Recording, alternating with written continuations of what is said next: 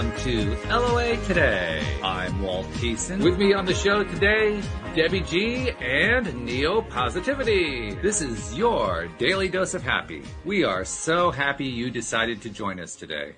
And it's Friday! Happy Friday, everybody. We're loving it. We're smiling. We're joyful. We got Debbie. We got Neo. We got a guest named Dr. Alan Weisser. We got it all. Let thoughts become things in the video. Love that. What's on I can't read what the cup says. What does it say, Debbie? Cup of gratitude. Cup of gratitude. Oh, of course. Yes. Good idea. Very cool. Love that. So, yeah, I got a lot to talk about today, and it's going to be a lot of fun. Debbie's already psyched. I mean, she was psyched before I even hit the button. Right? I mean, You were just like on cloud nine. Oh, this is going to be good, you were saying. Oh, it's going to be absolutely incredible because I don't know if you can get any better topic than chronic pain, healing, and the psychology behind it, which is what I'm kind of guessing is where that we're going with this. So yeah, actually, I'm excited. Well, that's completely true. The work that I've done with chronic pain and with the chronically mentally ill has actually helped to evolve a model that isn't related to those specific problems. It's relevant to any kind of persistent pain, whether it's emotional or physical. Oh, I'm just excited. This is cool. Okay, so let me do the formal introduction. So Dr. Alan Weisser, he is a clinical psychologist. He has years and years of experience. He also was a trial attorney. We're going to ask him about that one in just a moment. I mean, that's quite a migration, a trial attorney, psychologist. Okay, yeah. But we'll get to that one. But you have, in your own words, you have basically pioneered a new approach to pain relief. And you got to give us an overview. What does that look like? What does the landscape look like? Yeah, I would qualify not pain relief, pain mastery. Pain mastery. Okay. Fair enough. So this is a very important concept, right? Because when you have, I don't use the word chronic anymore, actually. It's persistent. All right. Chronic tends to feel like a life sentence. Mm-hmm. And it isn't necessarily the case at all, especially with current developments in medical science. So the goal is to really put you back in charge. That's what mastery means.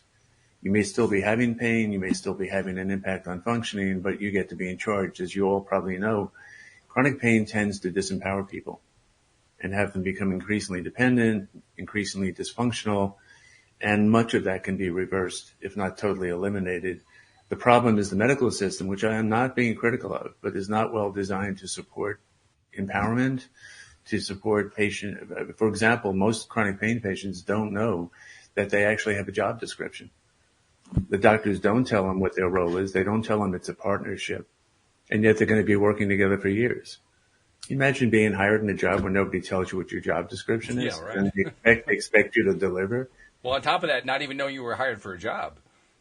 Yeah, that's exactly right. So the idea about it is that if you work on mastery, then you will probably more than likely experience relief from pain. And I can explain why in a few minutes.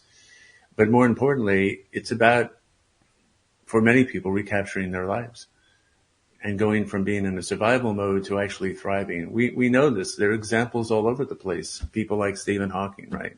Mm-hmm. Other people that overcome things we think are impossible to overcome, right? We all love this, right? That's the part I find fascinating is we love it, we look at it, we applaud it, we want to be like that. We don't understand that every human being has the potential to do that. Mm. It's part of what we have. Millions of years of evolution has given you infinite potential. So what this model does is it identifies, it goes like, okay, evolution designed you to meet any challenge, whether it's COVID, chronic pain, possible nuclear war, you're designed to find a way to survive. But what most people don't necessarily know that, right? So they may easily feel disempowered. The second part is that comes with a toolkit, right? Most people don't know that evolution has provided you with an existential immune system. It isn't just physical immunity, it's emotional, psychological, and existential immune system. But then the question is, what are those? How do you use that? The cool thing about this approach, and forgive me if I seem too excited about it, but I've just seen it work across 2,000 patients, is the tools are really cool and they work. And I get to practice 10 hours a day. So that's one of the reasons why I really want people to get a hand on this. But here's a caveat. The book is 370 pages. Most chronic pain patients, when I meet them, they're tired of treatment. They are tired of being disappointed. They are looking for the magic bullet, right? So somebody who's not being referred to me or who I'm talking to up front, they may look at that and go like, that's a book. That's a lot to read. And oh, I'm going to have to engage in serious self-discovery and personal change. I just want a good pill, right? Or another surgery. Well, isn't that what we were taught, Alan? I'm sorry? Isn't that what we were taught? We were taught a good pill. We were taught, okay, now you're getting me excited. So let's just say, and the reason why is that chronic pain was something I dealt with forever, for a very, very long time. I've had all kinds of diagnoses, from polyneuropathy to this to that. I was in the pharmaceutical pocket. I was in that space, I chose to leave it, and since then have been on a journey. But something that you said was so powerful, because this is the part people don't understand. That in order to make a change, it might be necessary to do something different. And the something different is what I'm hearing that you're bringing up. So I'm going to invite people who do suffer to really open and expand themselves to the possibility that there may be another way to do this. And I'm walking, living, breathing proof that there is another way. I'm dying to hear what is involved within your modality. And also, I'm curious, are you into like Bruce Lipton, Greg Braden, Joe Dispenza, people like that who are really talking about the efficacy of epigenetics? I'm quite familiar with that. I'm actually more into Sadhguru. Oh, okay. Sadhguru, another follower. How could you not love Sadhguru? Really? I mean, geez, he's like the bomb. But I mean, in respect to scientists and the ones that are out there talking about our genes and our belief systems, that's right. Is specifically, yeah. I have no doubt that we come into this world with a system prepared to handle anything, but we don't necessarily know that. We don't necessarily know about it or how to use it. And many people throughout their childhood, in many ways, are restricted from having that operate fully. And for example, I see patients from every walk of life, from guys at roof to people who are captains of industry and movers and shakers. Part of the fun of my practice, I have a wide range of people that I see, because there's no rules about who gets chronic pain, right? But the one common denominator on the people who struggle the most is that people, despite their success and their accomplishments, find out that they don't love themselves completely, that it's conditional. Well, why is that important? Because conditional love restricts infinite potential. You can't fully actualize and deal with what you can deal with unless you are completely behind yourself. You are completely unified. I always ask a person, an interesting question I ask my patients, if you were rating your friendship with yourself on the 0 to 10 scale, and 10 is best friends, where are you? I have never met a patient who said 10 or even a 9, but they didn't know. Right? And I go like, you're going to spend your entire life with yourself right down to the last breath. You're the only one, and you are not best friends with yourself. You got a problem.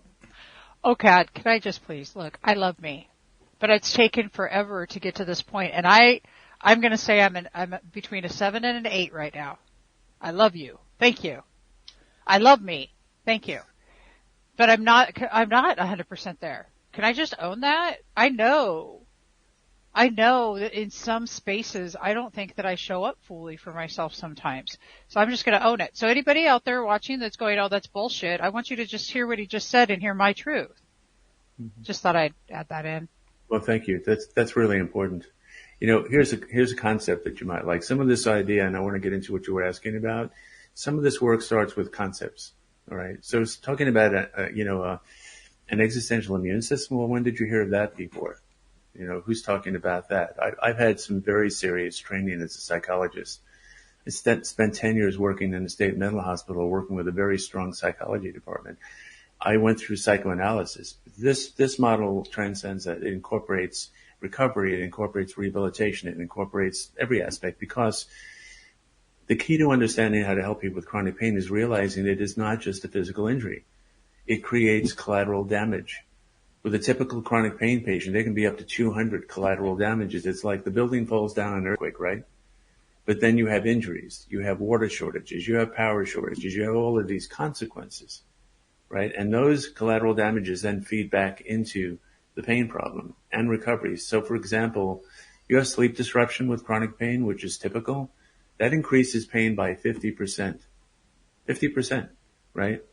But when did any doctor ever tell you if you're not sleeping well, you're going to have 50% added to your pain? And it'll undermine your recovery because your immune system isn't rebooting. So the system is not looking at collateral damages. It is not looking at it holistically. It is not looking at it existentially. If somebody tells me they lost their job, I go like, that's information, but I still don't know what it means to them. And what it means to them could be quite different than what it means to me. Yes. The power is in searching for meaning. The power is in searching for what really inspires people. And that's what I go looking for. What really inspires you? Who are you? What are you really about? And there's some cool, very straightforward approaches and techniques to use to get to that. But that's the general concept. Start thinking differently about it. Your self-esteem has zero to do with who you are. Absolutely nothing to do with who you are, right? It is, I'm infinite potential. I love that. Who you are, work in progress. You don't like it, change it. To attach your self-esteem to something as transitory as who you are, does that make any sense? I don't think so. Right? So a lot of this is creating those logical challenges to people and go like, you need to start rethinking your own sense of experience and how you relate to your own existence. So sorry, I can go on about that part of it. Well, actually, there's no apology necessary. It is brilliant what you're talking about here, and I'm just resonating with it. I'm going to back up. When chronic pain, you don't sleep as well. No, nobody ever told me that was going to then make the pain worse. But it kind of makes sense, everybody, right? That's amazing that you're bringing this up, and I also love that, and I love that. And you're right. It is infinite potential. Do you like Kyle Cease, or do you just love that? I'm sorry, who? Nope, you don't. See, so that's the thing. That's like a thing. I love that. And we know, I say that all the time because that's that thing. Even the stuff we don't, that you just do. I'm curious. So is it a lot of the brain neuro-linguistic programming? Is that kind of what you're doing with this as well? What we're really talking about is neuroplasticity. Neuroplasticity. Oh, yeah. God, I love you. Thank you. Yeah. Neuroplasticity, as you probably all know, is that the brain changes in response to experience, right? Right. So it's really interesting. Have any of you heard of this concept of central sensitization or chronic pain syndrome? You heard that expression? Chronic pain syndrome. I haven't heard the first part, though. Not the first one, no. Well, what happens is, you know how this works, right? We as human beings every day are getting all kinds of experiences, sensory experiences, thoughts, whatever, feelings. So you just picture the brain with all these different inputs, right? So it takes all of those inputs in combination to change the structure of the brain, and it does. All right. But imagine you're a chronic pain patient, and for years you go through, the doctors don't really know what's wrong with you. They don't really know why you aren't benefiting from treatment. Well, now your brain's being reshaped, right? You're telling the brain, we don't know why you're having pain. Well, what do you think the brain's going to do in response to that? It's going to increase your sensitivity to pain. Sure. Right. So if you want to reverse the process, but it isn't just the physical part of it. If the person's life has been affected in a dramatic way, which usually happens, their sense of identity is gone. Their self-worth is down the drain. Their relationships are trash. They have too much stress on their plate. If you don't correct those, then you're ignoring a whole portion of the experience that a person's had that puts them into this dynamic in the first place. Well, so the term that you mentioned, you finished with the pain syndrome, but what was the first part? I missed that part.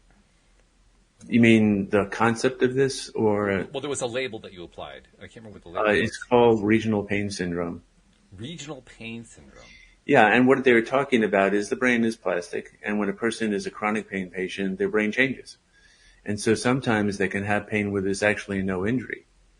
But that does not mean that it's in their head. It just simply means that the brain has changed, and it's changed because not enough of what's happened to the person is being treated. And that's why when I work with people and we hit it from a holistic level, over time what happens is we change the brain again, only we change it holistically. The problem with medical intervention to change that or going to physical therapy is it's only touching on one part of the experience, right? So the reason why this works is because it treats the person as a whole person. It treats them as an individual. You have to know a person's uniqueness. No, everybody's different, right? Even you think about this, right? You have a chronic pain patient. Let's say you hurt your back, right? You go to your doctor. Does the doctor go over your physical history? Does the doctor even ask you if you have a history of being an athlete? The answer is no. Now, why is it important to know if a person has a history of being an athlete? I've been a martial artist for 50 years. If I went to a physical therapist who didn't appreciate what that means, they wouldn't understand why I'm telling them that their work looks like a joke. You know, compared to me training 25 hours a week, you're going to tell me that's supposed to help me? So the individual, the background, the history, these are all things that are absent.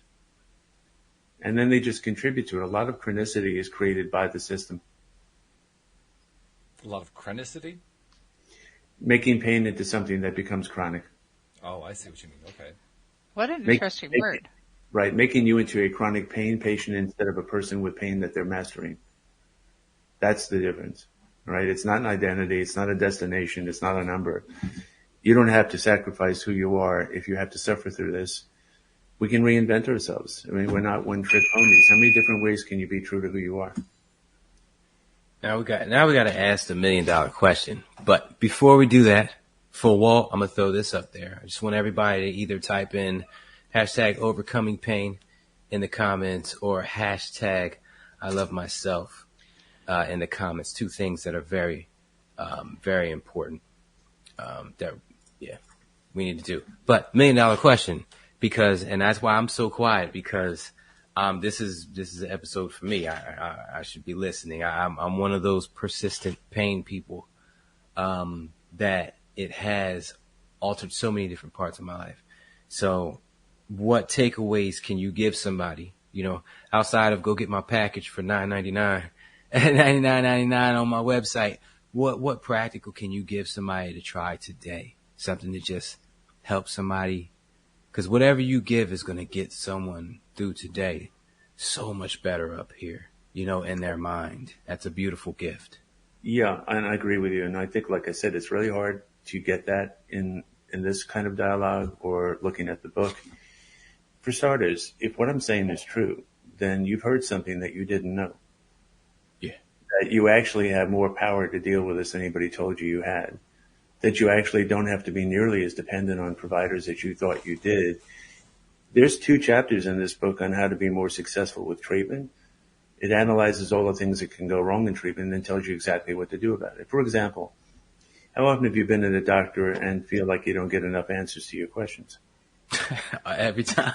Is there a time that doesn't happen? I want to know. Yeah. I'm sure. I can tell you exactly how to avoid that. You want a takeaway? You're going to see any of your providers. You prepare your questions in advance. You base the questions not on what's logical or intelligent. You base them on what makes you anxious about your condition. For example, what's my prognosis? What activities can I get back to? You send those questions in advance to the provider with a request that they be placed in your chart, which you have a legal right to do. Now, I can tell you from working with doctors in a hospital, if you wanted to get the doctor's attention, put it in the chart. All right? The other advantages are anybody that sees that chart after that doctor, you're not going to have to repeat your questions. It's there. If the doctor does not document answers to your questions, it's malpractice. If you think they're documenting what you say in their meetings, they're not.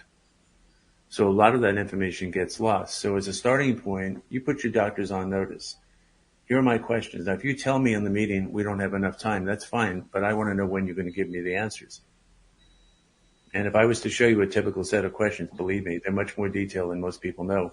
What you want to tap into is the doctor's experience, their statistical knowledge. You know, I've got a herniated disc. Well, how many patients have low pain to extreme pain, everything in between? So you prepare those in advance, submit them in advance, right, with an agenda. Just like a business meeting. You go, here's what I'd like to accomplish in our 15-minute meeting today, doctor. All right? Very different, right? Whether they live up to it or not, you put them back in a position where they're supposed to deliver, right? Then you will all probably appreciate this. People think that these 15-minute meetings aren't enough time. I don't know if any of you think that, but I can tell you why they're actually a huge amount of time. How long is a typical TV commercial? 3 minutes. 60 seconds. It's 10 to 20 seconds. Oh. And how long does a typical commercial feel? Right? Times all the And the times that you question saw is, it. why does it feel that way? It feels that way because if you're going to spend a lot of money to do a commercial, I'm sure you know how to do this with your own show, you compress a lot of information into a short space of time. Mm. It's like that last 20 seconds in a football game. I had to figure out why they're still playing because you can get across the field in 20 seconds, right? So you plan the meeting, all right? For example, you research everything that you can look up that they don't need to tell you. They don't need to tell you what a herniated disc is or even what the standard treatment is. You want to ask them about things you cannot look up. So you start organizing the meeting. You start making that meeting more like a well-run commercial, and you will find great value out of that 15 minutes. So there's other strategies. There's lots of communication problems. There's a lot of other things that go on systematically. So, to get back to what you were asking about, that's one of the takeaways. If nothing else, look at the chapter that talks about what you do with treatment to be more successful, because that's a primary focus when I start with patients. Fixing it, getting it taken care of. It's not just about counseling. It's also about management. It's where my legal background comes in really handy. I have no problem being assertive with providers, and I always get more information than doctors give patients. So I try and educate the patients on how to be fully empowered in those meetings. For example, do any of you know how to talk to a doctor when he's making you angry without alienating him? Well, I would use a tool of curiosity. We learned this thing called verbal judo in the police academy. It works. Verbal judo. What is verbal judo? There, Neil. Yeah, what is that? I got it. It's basically where you would use your words to win this verbal battle, non-confrontationally, kind of like outsmarting, outwitting someone. I've got an easier way to do it. Okay. I mean, that sounds great, but let's say that a doctor says, you should do this treatment. It's going to be really good for you, right? Mm-hmm. But you're sitting there going, I've done that before and it didn't really help. And I've already had a lot of bad experiences in treatment. So he may be feeling good about it, but I'm not feeling particularly reassured, right? So what do I do with that? Well, most patients probably will just go along with it and won't say anything. But if you wanted to talk to the doctor, what would you say that would get you what you want without alienating the doctor? Well, I would just speak my truth. I hear that you feel that this would be this. I am not in alignment with that, nor do I want to do that. So what other options might you have? Okay. Ask for a second opinion. That'll rattle his cage. Oh shit. Yeah. I would be curious about what other things that they would, what other things can you offer? What else is out there? Okay. So you've already alienated half the doctors. Yeah, probably. But poor doctors. A slight twist on this. Not that you said anything wrong. You didn't. For most secure people, they'd appreciate what you're saying. But if you said, look, I appreciate that you're telling me something you think could be really helpful to me. Mm. So thank you, doctor. That's great. Now, if for some reason, which may not make any sense to you, that made me feel anxious, would you want me to tell you? Beautiful. Freaking, that's like so good. I love that. So you're right? What's the doctor going to say? If the doctor says no or expresses no interest, then you're seeing the wrong person. Mm. And you go so I need reassurance. And then you say the things you said, Debbie, where you kind of go, and here's the reasons why I'm having that feeling. So what do we do with that, right? Oh, beautiful emotional intelligence, but you slip that part right in the middle with authenticity and vulnerability that we so skip over all the time. That's where the power is, the common denominator, right? Everybody knows anxiety. Everybody understands that. It's being vulnerable. It's hard for a lot of patients. But it's powerful. And your judo may be just as good. I don't know, but I like simplicity. It's the simplest thing for me to say, I appreciate you. Start out with the validation, right? Which is legitimate because I don't know if this doctor is having good or bad intent. Appreciate what you're doing, okay? But as your partner in treatment, right? Some of you may remember the good old days before managed care when the doctor would spend time and actually say how you're feeling about treatment. True. Walt may remember that. I remember that. I remember that. I grew up in Diamond Bar. Dr. Donald E. Quartz was my doctor. In 1972 and 75, I was born in 68, and I had a doctor in a small, well, it's So you're small not for right. California. Totally. It was incredible. Yeah, so you can reverse the consequences of managed care, right? Which don't allow for that. You can reverse it by how you interact, right? This is why I decided years ago not to try and change the medical system, which I think would have been grandiose anyway, but I'd rather empower patients to be able to get the value that they're lacking because of the design of the system. You know, when I came out here from New York, I had been with the same doctor for about 35 years and he was really good. I sat down with my new doctor and I said, if I leave your office with one question ever, I will never come back. Ooh. Right? I never did. And actually, he usually had questions I hadn't even thought of. And that might have been fine if I said nothing, but I was very clear about my expectations. And I don't care if they set me up for 15 minutes. They work for me. I don't work for them. Mm-hmm. So chronic pain patients become desperate, though. They're very fearful about shaking the tree, about creating any dissonance with any of their providers. That's true.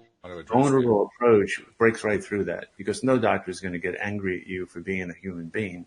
And if they do, then you don't want to be working with them. So I don't know if that relates to what you asked about with takeaways, Neil, but Yeah, no, that was point of prevention, right? You still have a physical problem. You need to get the most benefit out of that, right? Yeah, no, whole page worth of notes. I've been writing since we've been talking. I take a lot of notes. The other thing, if you say to people, this is getting back to Debbie's question earlier, and forgive me if I'm interrupting. We talked about the existential immune system. Well, what is that? Let me give you a sample of what's powerful about this. All human experience eventually is translated into thoughts and feelings, right? And then depending on your thoughts and feelings, that leads to action. So that's the bottom line, right? For human experience, thoughts and feelings, right? The interesting question is what creates thoughts and feelings? Perception. You're the first person I've asked that to that got it. Oh. You beat me to it, Debbie. I was coming out with that. I was coming out with that. You think it'd be obvious, but that's great. But then the question is what determines perception? And Debbie probably Experience. Opinion. Close. Experience. Experience. Close. Actually awareness, which incorporates awareness. That's a better word, yeah. Right? So, and all therapies raise awareness, right? All therapies raise consciousness. Back in the 60s and 70s, Debbie, you know this, it was all about consciousness raising, right? It was all about moving into that larger field of energy, that larger field of information, right? So that's why you remember how you saw the world at age 5 or 10 or 15 or 20 or 25, right? It changes, right? Because you learn, you become more experienced, you become more aware.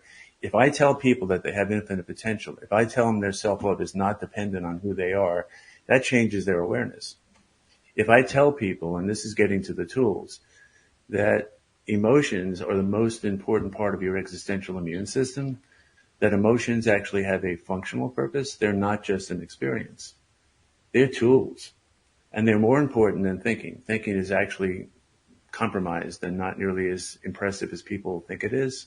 Just look at the state of the world we're in right now if you want to see how thinking gets distorted, right? It's the truth. Emotions will never fail you. The expression "trust your gut" comes from understanding what anxiety really is. Speaking of gut, though, I want to ask you this question because it's really been in my reality, gut health and the gut health and things like that have to do with our immune system. I've been learning all about how our hormones and everything are created, like our serotonin, dopamine, oxytocin, and things like that are actually not created in our brain, but rather in our gut. Mm-hmm. So I've been reading that is another thing that needs to be addressed when it comes to, our mental health and our dealing with anything that we call chronic pain. What do you feel about that? Do you work with your patients on that level too? Yeah, absolutely. Yeah. Because the body is a system, right? Our experience is a system.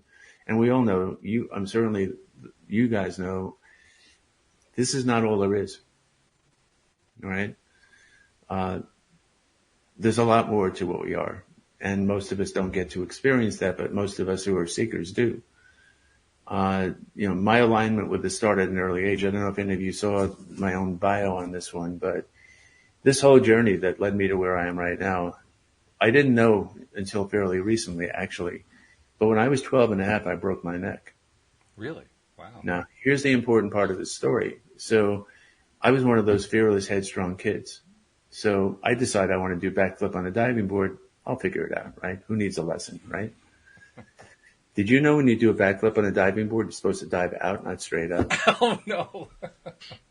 Jeez, that's painful to think about. Yeah, well, I hit the board. They took me to the hospital. The doctor comes in. I'm in a cast, right? I know I've broken my neck. And he literally, this is a while back, but he says to me, if you don't die and you're not paralyzed, you will be a cripple for the rest of your life. Right? I'm 12 and a half. Great doctor, yeah. Okay. This nearly destroyed my life. I was in the hospital over a month. I got out of there because I couldn't stand being there, but I was still on my back in a brace for a year. I didn't die and I didn't get paralyzed, but I had to learn how to walk again because I was so atrophied, right? But here's the part that's critical to what we're talking about. Nobody knew how frightened I was. Nobody knew how angry I was with myself. Even I didn't know how angry I was with myself that I'd gotten hurt. All right. And so I was funny. No big deal. No problem, right? I did not attend to any of the impact in my life. 12 and a half, I was being trashed in the middle of going through middle school. You know, developmentally, just think about that kind of challenge, right? What I didn't understand is why I was flunked out of high school. You know, if you'd asked me at the time, I would have said, I'm stupid. I'm not that smart, right? I got 2 PhDs. Obviously, I have some intelligence. But what I never remembered until 3 years ago in a session with a patient was what I said to myself when the doctor said what he said. What did you say to yourself? Stupid, stupid, stupid. Look what you've done to yourself. Holy shit. Okay, listen. I broke my back when I was 17. I was in the whole brace thing, the one that immobilized like my left leg, going to school. Kids are mean, aren't they? I might have been 16 actually. I might have been younger. I might have only been 16. But I wanted to say something about what you said. Yeah. That hit my heart so strong. Was talking about what it felt. What did you actually feel like at that moment? I don't think I've ever really thought about that till just this very second. It literally brings tears to my eyes to remember that. That was the scariest shit on the planet. I flew off a toboggan, landed in hard-packed snow. I was like, I literally remember that. So thank you. That's huge. Yeah, and the interesting part is look at all the years it took me to remember that. Well, I'm 54. That's a lot of years. I remember this 3 years ago, right? I never even questioned, why did you think you were stupid? Because I determined that I wasn't as I went through school, but I never questioned why was I thinking that in the first place. So the consequences of not dealing with the whole person, how they're really being affected across the board. The only reason why it didn't end the way it could have ended is because no matter what happens to you, including becoming psychotic or having chronic pain, you cannot destroy the real person. True. Right? You cannot destroy that person. Even with my psychotic patients in the hospital, I was able to get to that person. So what happens? I go through high school. I don't do any sports. I don't do anything. I consider myself fragile. I'm afraid to do this, right? By the time I got to college, I go, you know what? Screw this. If I'm going to go out, it has to be on my terms. And maybe they'll be right and I'll regret having tried something, but I've got to do it on my terms. So that innate fighting spirit, which is something I came to learn about myself later on. So what do? I signed up for judo and trampoline. Hey, remember, I'm told that I'm fragile, right? You don't do anything. You were telling yourself they were fragile, not just you were told. You were telling yourself. If you've done judo, you know what we're talking about. And I still remember that first throw, right? Because in judo, you're slamming people to the ground. And I remember going through the air and thinking to myself, well, it's going one way or the other. But I had no regrets. I had no regrets because it was on my terms. I was able to get back to who I am. That allowed me to move my way through it. That kept me moving through my profession as an attorney, everything I've done beyond that. I've had a lot of experiences that have helped me to learn and grow as a person that eventually led to this other work. Why did I stop being an attorney? I love being an attorney, and there's a lot about it I still make use of, but I'm more interested in the questions than the answers. And that's the difference between being an attorney and being a psychologist. Attorneys are all about having the right answer. Psychologists are about having the right question.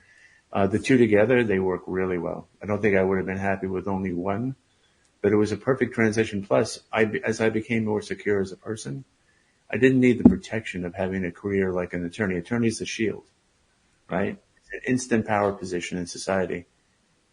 And my own personal development led to a point where I go, I don't need that. I don't need to have what I do for a living represent me. I don't need any props actually to represent me. I am me, and that's enough. Yeah, we can see, I think, how it really works well for you. I mean, that personal journey, that rediscovering who I really am, what really motivates me has allowed me to work my way through the challenges throughout my life. Yeah. I want to bring something else in here. Something that's really, it's been on my mind for about the last 20 minutes, and we started to get into it. I want to really touch on it here. Okay. What I consider to be the biggest challenge facing the medical community as a whole, not just the parts that deal with pain, although that's a significant portion, but the entire medical community. And I think we saw it through COVID. I think we see it on a day-to-day basis with the way all kinds of doctor calls and hospital visits and so forth play out. It's all tied down to one emotion that I believe is not only not addressed well, but is actually leveraged by the medical community to our detriment. And that is fear. I think that fear is the issue that is the elephant in the room that is not addressed by the community. Just how damn, and I was hoping to address that for a moment. Cutting out, Walt. You cut out a little bit, Walt. I'm cutting out. Yeah, I'm seeing stuff disappear. I don't know what part of that that you heard. I kind of got the basic idea, but can you every other word? Yeah, I've heard about the part about fear and its role in the medical community, but what do you see as a specific consequence? What I was trying, I consider it to be the biggest issue, and I was wondering to address what you think of when you think about fear in the context of medical treatment and the way medical treatment is conducted today, and more importantly, how can the patient deal with fear in the face of an entire system that refuses to address it? Okay. I wouldn't say it's true about the entire system. I've had experiences with really good doctors who really know how to do their job and don't do any of the things we're talking about. But managed care by definition creates a lot of these problems. How are you supposed to conduct a proper practice when you have to see 10, 12, 15 patients a day? You don't get paid for consulting with other providers. You don't get paid for writing really good notes. So part of the problem is that they're not in the best position to provide the best information, and that contributes to the fear that you were talking about. Some of the stuff we talked about earlier about how to be more empowered can also offset a lot of that fear, because you can do things that can make the system more responsive to your needs. But the other part about this, Walt, that's really important is going back to the techniques. Anxiety, right, and fear is not another emotion. It's a high form of anxiety. Anxiety always represents a threat to your needs. You'll never feel anxious unless some need is being threatened. So if you want to deal with the fear that the medical community creates, then you have to determine what needs are being threatened. Is it your health and safety? Is it your mental well-being? Is it your physical recovery? And then you do what people normally try and do is, all right, what can I do to lessen the fear? For example, you come through the door prepared at the level that I prepare my patients, trust me, because I've seen this happen over and over again. I work with some of the best people in town, the doctors, and believe me, they actually like this a lot.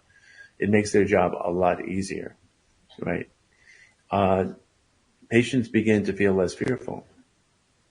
They begin to feel like they have agency.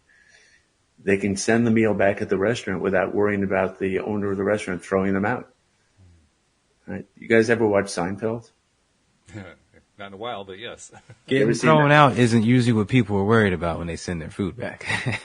I know, but there was that episode where Elaine goes to her doctor and she's got a rash, and he steps out of the room. She looks at the chart. She sees that he wrote the word difficult down about her. She tries to ask him a question, and he basically throws her out. He won't even see her. The whole show is her going to different doctors. They look at the chart. She asks questions. They write something else. They throw her out. Then the very last scene, she's at a veterinarian, and he's about to take her in there when the phone rings and it's the AMA calling him, right? Now, that's an extreme. But that level of fear, when you're so dependent on a condition that cannot seem to be resolved, is, along with managed care and all the faults in that system, is what I think you're referring to, Well, that it's that obstacle needs to be addressed. But I think there's also another element too, and it came out during COVID.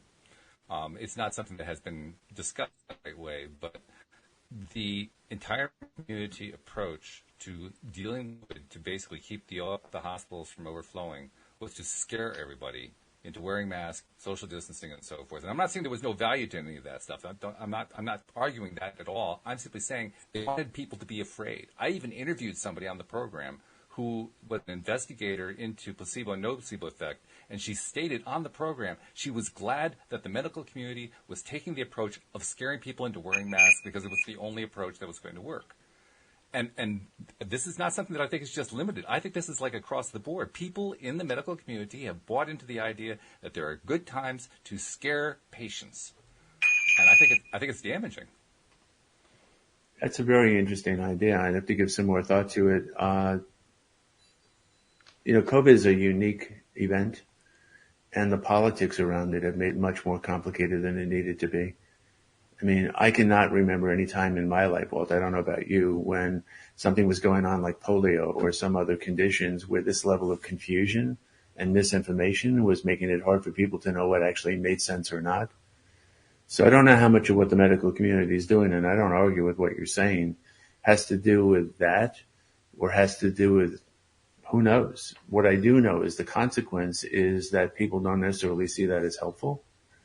If it's actually of value to do that and not a scare tactic for some other reason, but how do we determine that? You know what? I want to ask you guys this, because I don't remember it. When AIDS first came out, was that its biggest well, we didn't wear masks and stuff. No, the difference with AIDS, that's really an important point. All right. The difference with AIDS, at least from my perspective, was that was something based on a particular activity. Right. It's associated with activity. Right. If you avoided sex, right, or certain kinds of sexual activities, then you wouldn't really have to be concerned. Not like an infectious disease like COVID is. Plus, it didn't hit the whole world. Right. This COVID is a completely unique event in human history. Not that there haven't been pandemics before, there have, but not in the age of information. Not at this level of population, not at this level of other worldwide threats. So no, I think this is a unique event, and this has gone on for 2 years, right? And it's not over. And as much as people would like to think it's over and there's no problem, simply not true. I'm very much on the inside of science on this and the people that work on it.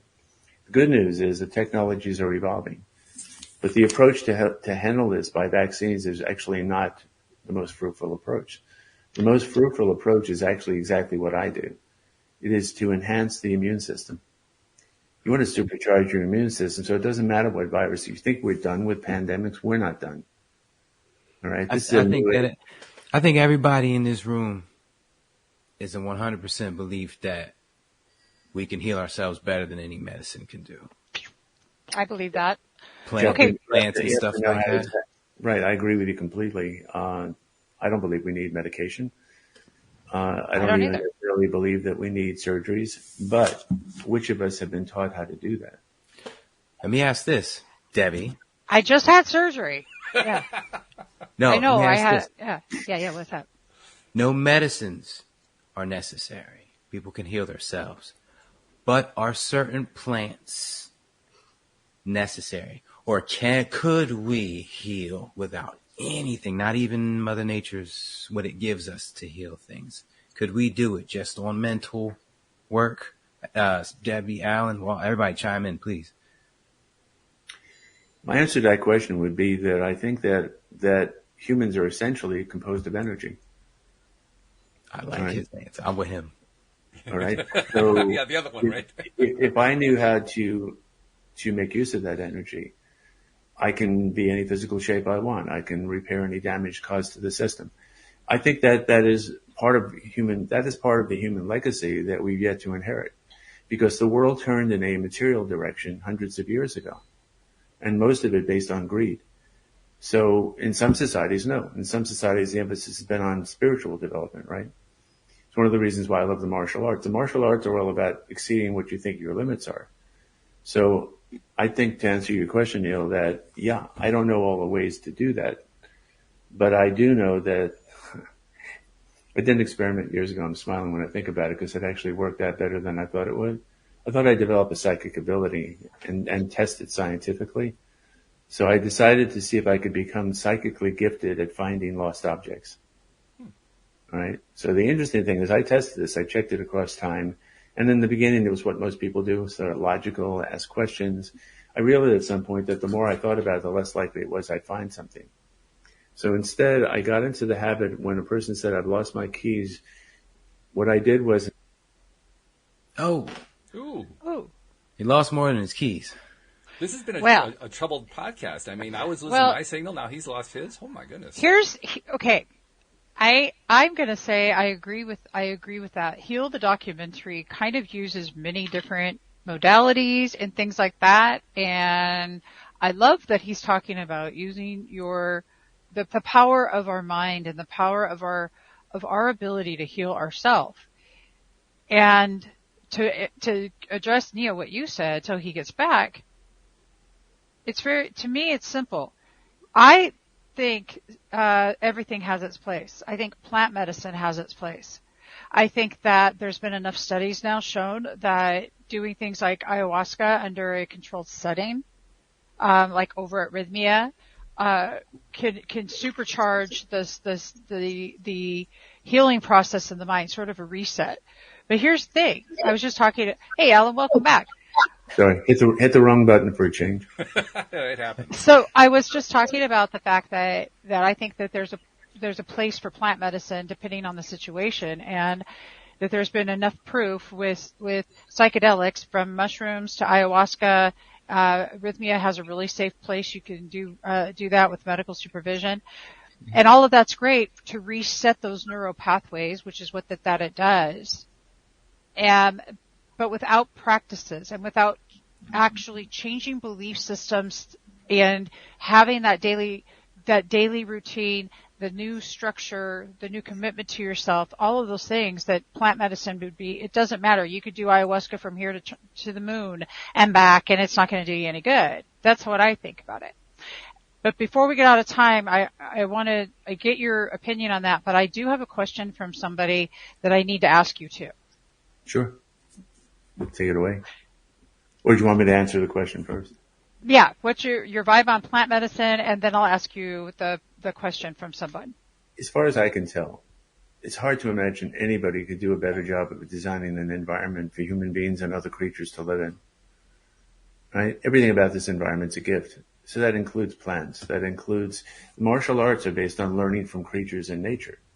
Right? The mantis technique, the eagle claw. Right? These are based on observation. So I don't make the distinction. Plants, other things in the environment, patterns of light on order. As far as I'm concerned, that's all part of what we are. So if I make use of those things, that's different than an artificial something that's created in a laboratory that is really not in alignment with us. That's why in order to have a medication that's patentable, you have to create something that's likely to cause a side effect, which is why marijuana doesn't work synthetically. Right? And you can't patent it in its natural form. And yet it's the one drug, if you're going to use for pain, that cannot kill you. So I think there's a place for it in the context of the gifts of what we are, the gifts of what we have around us, and making good use of all of it. I don't make a distinction between one versus another. I might be able to heal myself without using plants, but if plants are part of dealing with that, then why not? If it's natural, if it's part of an organic arrangement. If it's That's such a great answer. Boom. That was a beautiful answer, and I appreciate it so tremendously. It was very, very well spoken.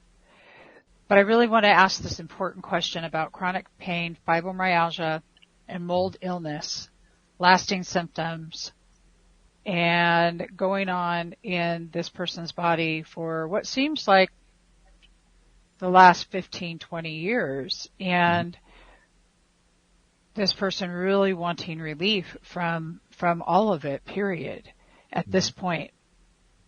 That's the question. I don't know, it's not the question, just. Debbie, you've been digging in my emails. Nah, dude, I swear Where you to get God. my question from? That was your question? That's my. Yeah.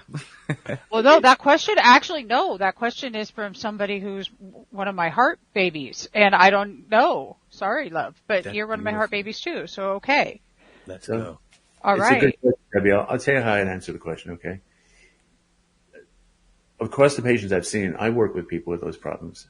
I work with people with just about any kind of problem you can imagine, including other things like MS, Parkinson's, cancer, other things. But the bottom line is, remember what I said.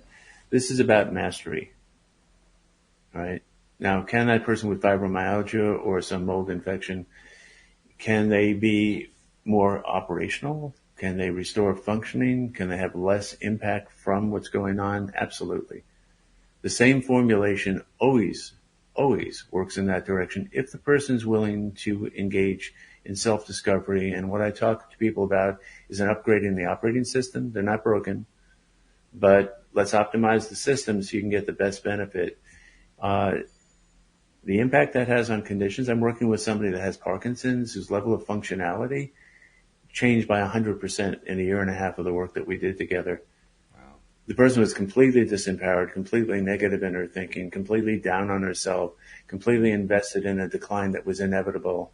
Well, she doesn't think that way at all anymore. And so she's more able to function. Yeah, she still has Parkinson's. She still has symptoms. But if I hadn't met her, who knows? So it's not a panacea and it's not a magic cure. Like I said, how much of your life do you want to retain?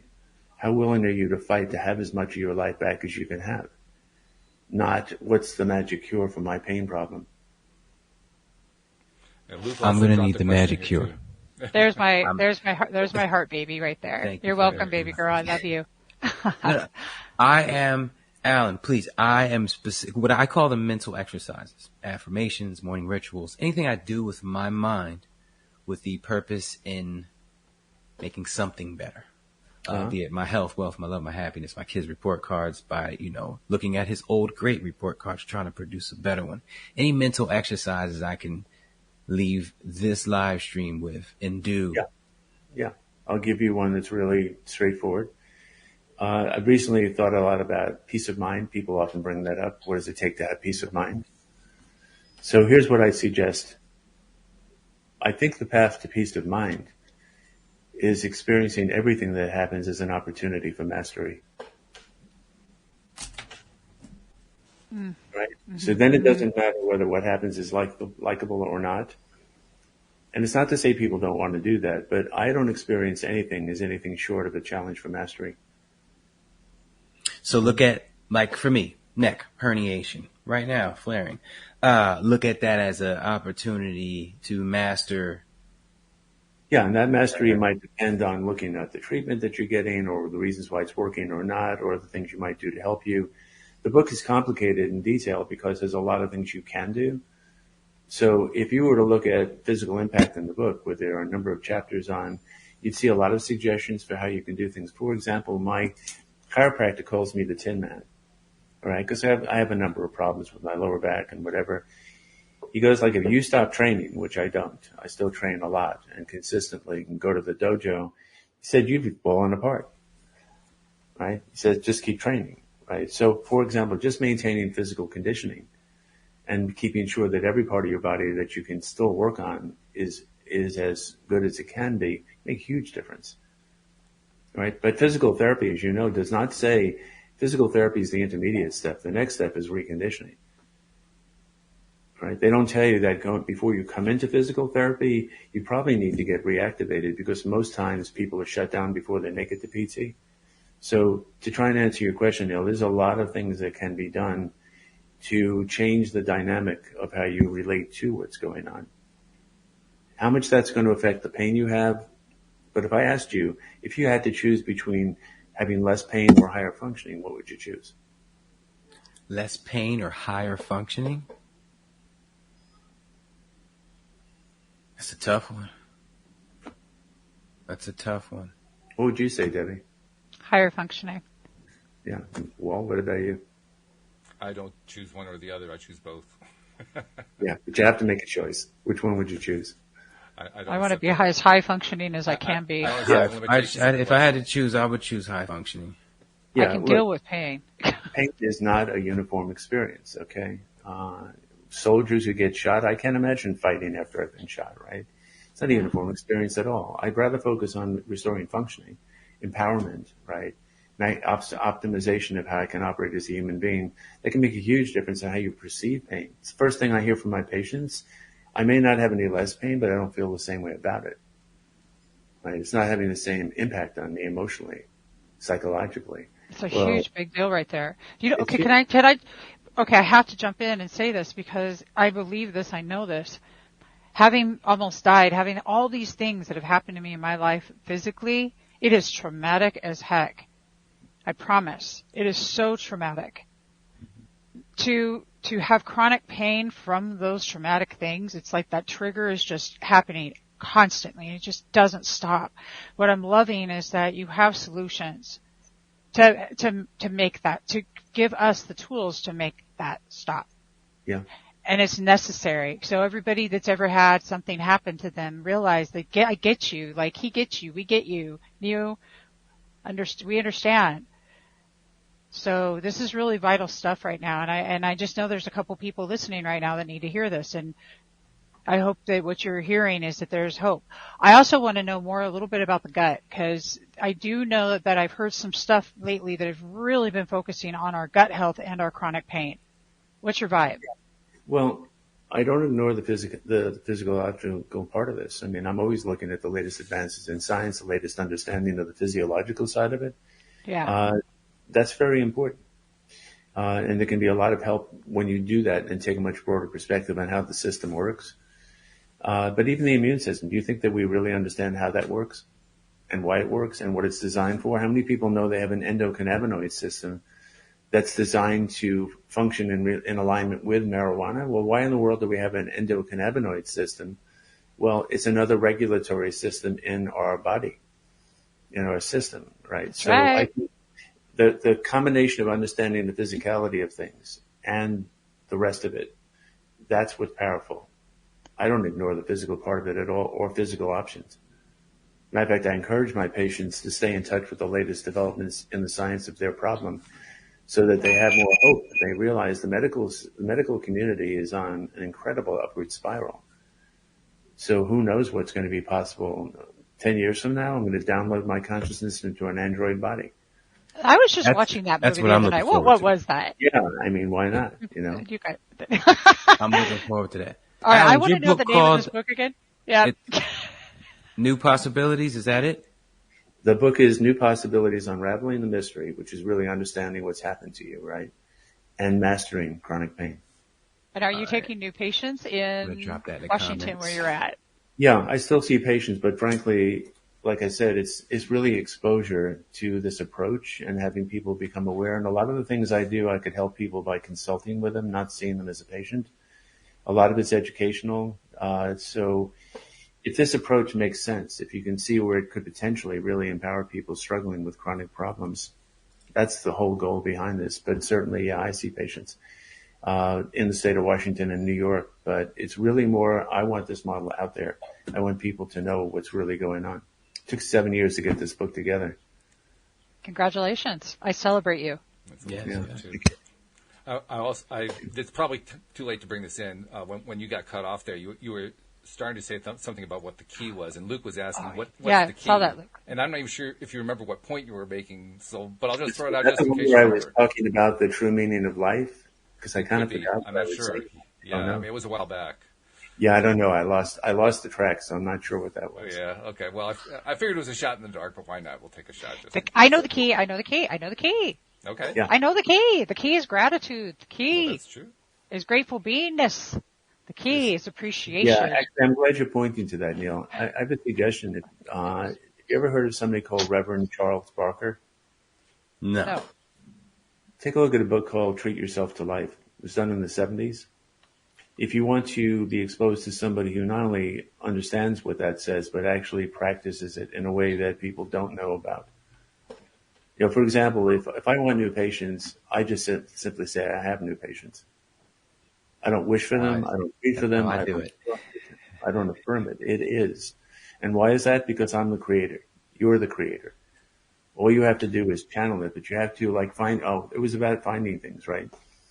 I find things when I don't try and find them. I open myself up to the fact that I'm connected to everything, right? I want to ask you something real quick. I know we're at an hour, but there's something new I'm working on. I'm only 3 or 4 days in. I don't know what to call it. It's something, but I'll give you a general gist. It's called jinxing things into existence. Okay. So you know how like you're being so overly confident about something and then it ended up failing and everybody's like, see that? Talking trash, or you spoke too soon. So what I'm doing is I'm trying to be overly confident about something. And when I get to that point where I feel like I'm being disrespectful to God and he might not give it to me, I push further. Because I thought about what that would do to my psyche and what other people are doing that. Well, let's see, athletes, actors, they're all pushing through that point of blasphemy. So that's the new practice. I don't want to call it jinxing things into existence, but basically you're going to that point where you feel like you're almost disrespecting God. And you know, that's something instilled in us as children. I definitely don't feel that way now, but it's still buried deep. So I'm trying to push past that point and see how great it is at producing. I'm trying to find the number one manifesting mental exercise of all time. I think I'm on time here, but think a quick thought on that, because that's really important. And I'm completely with you on this, except I think about it a little bit differently. Right? I don't know what's supposed to happen with this potential, but if I have that as part of what it means to be human, I assume that's by design, whether it's spiritual design or something else. Then what's that for? Does that mean I'm supposed to limit what I do with that potential? Does that mean I have to limit who I can become or what I can have in my life? I'm only concerned with what I consider good intention, so I don't want to cause harm. But short of that, anything I'm capable of getting to do that I can bring into the world, especially things that are beneficial to other people, right? I just want to allow that to manifest. So I don't know that there's a violation of any covenant with the Creator in allowing yourself to see what your potential can manifest. I think it's more about whether you think what you're doing with that is of value or not. What do you think? That's good. By the way, Luke also he followed up on the point that he was trying to remind you about. He said at the time that you got cut off, you were saying something like, if somebody loses their actual house key rather than focusing on finding the key, and you were making some sort of reference to the psychic super ability to become the finder. Right. And that was the idea that I stopped trying to think about it. You tell me the keys are missing, I go walk to it. And I can't tell you why I know where to go, but I let it happen. I had to get out of my own way. And I think that's what you're talking about, Neil. As soon as I get out of my own way, things happen. And it got to the point where people are going like, there's no way you could do that. And not just locally. You tell me something's missing in your house, I'll tell you where it is. But then it got even more so. I could find other things that weren't just objects. So I think that's an example of a manifestation of something we're all capable of. I think it's a great place to stop. This has been fabulous. But Dr. Weisser, first of all, thank you for spending this time with us and sharing your really interesting viewpoint on how we can learn to master pain. I think it's a fabulous thing that you're doing. So thank you for taking the time to do that with us today. Thank you. This is so much fun, guys. I really appreciate the conversation. Thank you. That was a blast. Thank you so much. We appreciate you very much. You got to come speak at my summit. Everything you just said. It was so much fun, right? Just let me know, and I've got relatives all over the country. Nice. And Debbie, what's coming up over the weekend with Women Rising? I will be on Unify tomorrow with Unify Women Rising. We're going to be talking about relationships and compassionate communication, which is going to be way cool stuff. And we have a self-love fest that we are launching, and you guys need to watch for that. And a big, huge announcement, Spirituality Gone Wild has joined forces with Humanities Team. So soon...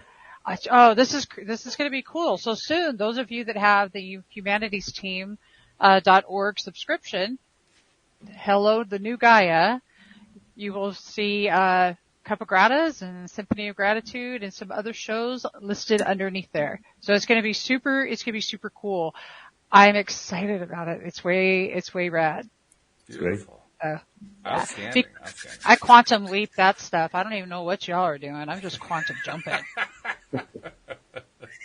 My vibration, my Watching you frequency, shine.